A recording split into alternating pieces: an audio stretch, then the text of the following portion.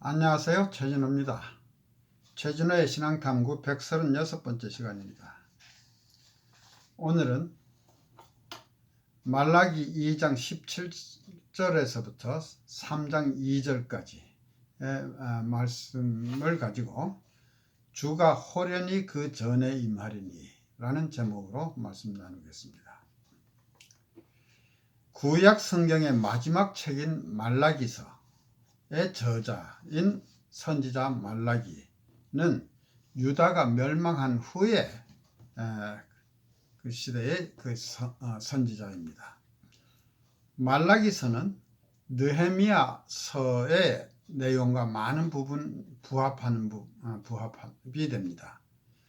느헤미야가 유다의 총독이 돼서 예루살렘으로 처음 귀환한 때가 BC 446년에서 443년 사이인데, 그때서부터 페르시아로 다시 돌아갔다가 두 번째 다시 부임한 때가 BC 433년 무렵인데요. 그 첫 번째 부임했던 때와 다시 돌아갔다가 두 번째 다시 부임한 때 약 한 10년 정도의 기간이 되는데, 그 사이에 일어난 상황으로 주로 상황이 묘사되고 있는 것으로 보입니다. 느헤미야 13장에서 많이 언급이 되어 있는데, 그 상황은 말라기서의 내용과 매우 상당 부분 부합이 됩니다. 포로들이 귀환하고 성전을 재건한 후 초기에는 제사장들은 매우 신실하였습니다. 그러나 느헤미야가 페르시아로 돌아갔다가 2차로 다시 부임했을 때 상황은 매우 악화되어 있었습니다. 제사장들만 아니라 일반 백성들도 타락해서 불성실한 결혼생활, 이혼, 또 가난한 자에 대한 횡포 등의 죄가 성행했습니다. 초기에는 주님의 새날에 대한 큰 희망이 있었습니다. 스룹바벨의 귀환과 함께 시작된 성전 재건, 성전 의식의 재개, 그리고 느헤미야의 지도하에 예루살렘 성벽의 재건이 이루어졌습니다. 그러나 시간이 흐르면서 크게 잘못되어 가기 시작했습니다. 느헤미야 13장에서는 그때의 상황이 잘 표현되어 있습니다. 문제는 제사장들로부터 시작되어 백성들에게로 퍼졌습니다. 제사의식은 타락하였고, 관리들은 뇌물을 받고, 남편들은 아내와 아이들을 버리고, 안식일은 장날로 변해버렸습니다. 영적인 상태는 극도로 악화되었습니다. 이러한 상황에서 말라기가 예언을 한 것입니다. 말라기서가 기록된 형식은 논쟁의 형식입니다. 좀 우습지만은 하나님이 백성들과 논쟁하는 형식입니다. 논쟁은 하나님께서 어떤 주장을 하시는 것으로 시작이 됩니다. 말하자면 1장 2절에서 내가 너희를 사랑하였노라. 그리고 2장 17절에서는 너희가 말로 여호와를 괴로우시게 하였다고 문제 제기를 하시는 것입니다. 이에 대해서 백성들은 반론을 제기하는 질문을 합니다. 예컨대 주께서 어떻게 우리를 사랑하셨나이까? 그리고 우리가 어떻게 여호와를 괴로우시게 하였나라고 합니다. 이에 하나님은 너희가 말하기를 모든 행악하는 자는 여호와의 눈에 선이 보이며 그에게 기쁨이 된다고 하며, 또 말하기를 공의의 하나님이 어디에 계시냐 하는 것이라고 대답하십니다. 이러한 방법으로 하나님은 백성들의 행위와 생각에서 잘못을 지적하실 뿐만 아니라 선지자를 통해서 백성들에게 가르치시고자 하시는 것을 설명하십니다. 이러한 논쟁의 형식을 빌어 세례 요한과 예수님의 오심이 예언됩니다. 말라기서의 주제는 주님의 오심입니다. 그런데 온유하시기만 한 주님이 아니라 금을 연단하는 자의 불과 같은 주님의 오심으로 묘사되고 있습니다. 하나님께서 오셔서 이 땅에 기독교의 회복을 위해서 역사해 주실 것을 바라고 기도하고 있는 오늘날의 우리들에게도 이 본문 말씀은 분명한 교훈을 주고 있습니다. 이스라엘 백성들의 불평은 무엇인가? 역사적으로 볼 때 의인과 악인의 구별이 분명치 않다. 하나님이 백성들의 편에 서주지 않는다면 하나님을 섬기는 것이 무슨 유익이 있는가? 하나님의 공의는 어디에 있나? 우리가 필요할 때에는 그분은 우리에게 없다는 것입니다. 이것은 오늘날 우리도 상당 부분 비슷한 느낌을 갖게 되기도 하는 부분입니다. 이 밖에도 성경에는 백성들이 느끼는 의문과 갈등을 적나라하게 적시하는 말씀들이 있습니다.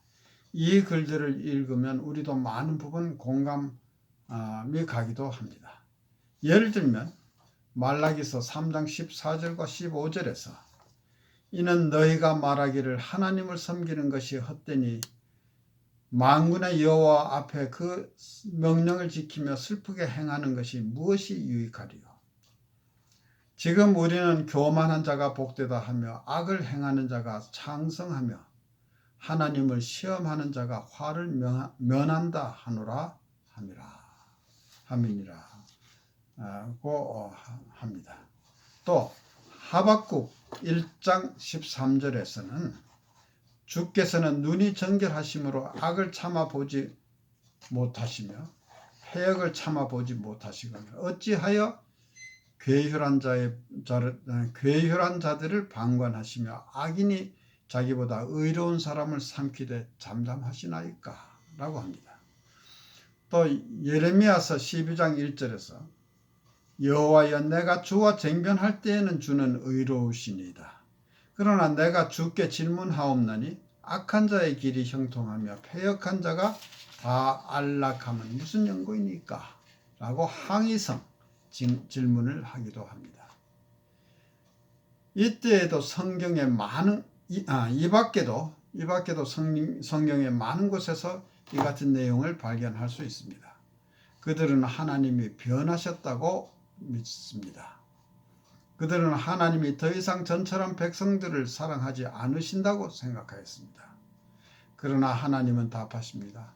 말라기서 3장 6절에서는 나 여호와는 변혁지 아니하나니 그러므로 야곱의 자손들아 너희가 소멸되지 아니하느니라 라고 하십니다.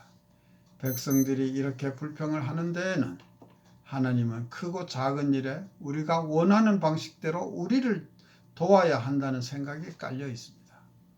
예를 들면 크게는 우리를 적으로부터 보호해 주실 뿐 아니라 또 작게는 시험 준비를 제대로 못했지만 시험에 합격하도록 해 주시기를 바라는 것입니다.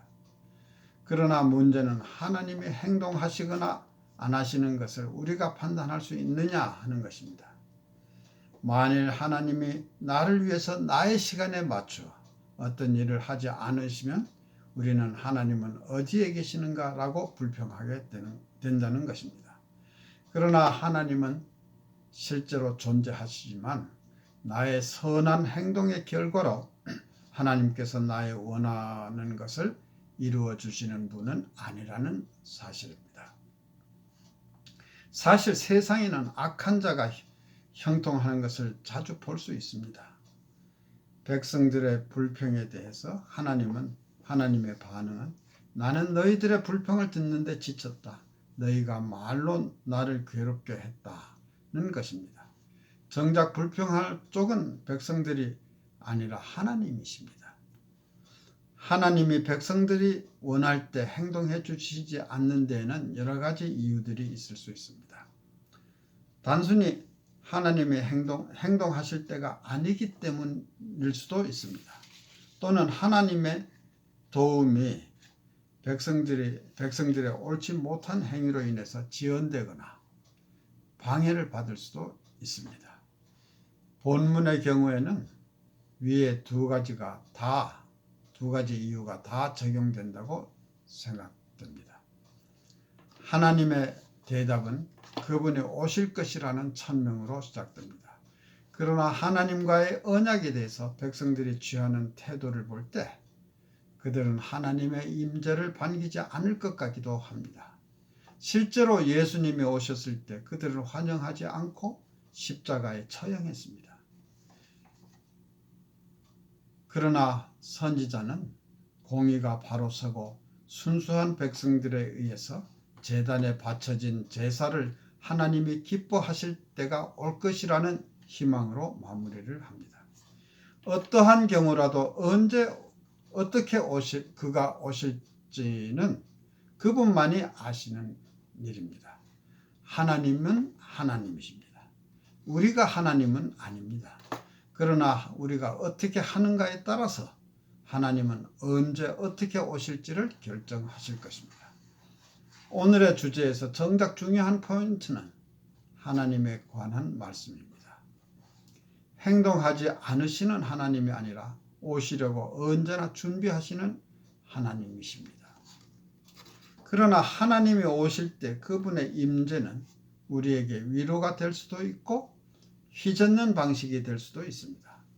전통적으로 이스라엘 사람들은 여호와의 날에는 적들을 물리치고 하나님의 언약의 백성인 이스라엘을 모든 나라 중에서 높이는 것으로 인식하였습니다. 즉 세상의 정치에나 관여하시는 정치적인 하나님 정도로 인식하는 것입니다. 본문 3장 1절에서는 주의 오심을 약속하고 있습니다. 그러나 2절에서는 그의 임하는 날을 누가 능히 당하며 그의 나타나는 때에 누가 능히 서리요 라고 하여 그날은 매우 힘들 것이라는 것을 예고하고 있습니다. 그는 금을 연단하는 자의 불과 표백하는 자의 재물과 같을 것이라고 합니다. 3장 1절은 보라 내가 내 사자를 보내리니 그가 내 앞에서 길을 예비할 것이요 라고 시작이 됩니다. 예수님의 오심을 예비한 세례 요한을 지칭하는 말입니다. 실제로 오시기 400 내지 500년 전에 이 사실을 예언하고 있는 것입니다. 그의 메시지는 위로의 메시지라기보다는 심판의 메시지를 포함하기도 합니다. 세례 요한에 대해서 말라기 4장 6절에서는 그가 아비의 마음을 자녀에게로 돌이키게 하고 자녀들의 마음을 그들의 아비에게로 돌이키게 하리라. 돌이키지 아니하면 두렵건대 내가 와서 저주로 그 땅을 칠까 하노라 하시리라 라고 하였습니다. 말라기는 요한의 사역에 대해서 두 가지 가능성을 언급하고 있습니다. 저주가 다음 세대에는 복으로 바뀔 가능성도 있지만 저주가 그대로 저주로 남을 가능성도 있다는 것입니다. 그분이 오실 때는 새 약속 안에서 하나님은 진정한 의를 이루실 것이라는 기대를 가져다 주실 것입니다. 그러나 그분의 사역은 금과 은을 연단하는 자와 같을 것입니다. 우리는 가끔 하나님이 없거나 무관심하다고 느껴질 때가 있습니다. 우리는 이스라엘처럼 마음속으로나 또는 공개적으로 불평을 합니다. 그러나 우리는 이러한 불평에 대한 하나님의 시각을 이해할 필요가 있습니다. 다음으로 우리는 역사적 교훈에 귀를 기울여야 합니다. 오늘의 말씀도 같은 교훈을 우리에게 주고 있습니다. 하나님은 오실 것입니다. 그러나 우리가 기대하는 방법으로 아니고 3장 1절에서 말한 바와 같이 호련히 즉 갑자기 오실 것입니다. 하나님께서 오실 때 우리는 그분을 만날 준비가 되어 있어야 합니다. 좋은 소식은 3장 6절에서 하나님이 변혁지 아니하신다고 말씀하시는 것입니다. 하나님은 언제나 언약에 신실하신 분입니다. 하나님께서 우리에게 오실 때 그분은 모든 것을 새롭게 하실 것입니다. 하나님의 나라에는 어떠한 불순물이나 불완전한 것도 없을 것입니다. 그리고 궁극적으로 이 일을 이루는 것은 우리의 일이 아니라 하나님의 일인 것입니다. 우리는 그분의 오심에 대해서 대비하고 있어야 합니다. 신앙의 회복을 위한 진정한 준비는 우리 마음속에서 구주를 환영하는 일입니다. 그분은 우리를 연단하시고 깨끗게 하시며 우리의 처한 것을 아름답게 하시고 우리의 병든 것을 건강하게 하실 것입니다.